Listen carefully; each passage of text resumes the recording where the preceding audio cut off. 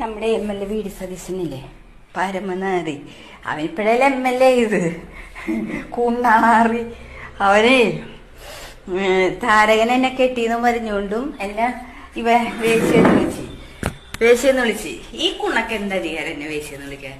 ഇവൻ നേതാവ് അവിടേന് മുമ്പ് തുടങ്ങി പറൂര് വന്നിട്ട് വെടിവെപ്പല്ലാണ്ട് അവന്റെ കയ്യിലില്ല. സ്റ്റഡി അണ്ടർയോർ കീറി വന്നവനെ താരകനാണ് ഇവിടെ ഇരുത്തി പരിപ്പോടെയും ചായയും കട്ടൻ ചായയും കൊടുത്ത് ഈ കുടിയനായി കഴിഞ്ഞപ്പോ അവൻ കൊള്ളൂലാത്തവനായി. ഇവനെന്തു മാനിയെന്നാണ് പറയണ ഈ രമേശൻ കുറുപ്പ്. രമേശൻ കുറുപ്പ് പരമനാരി ചേറ്റ.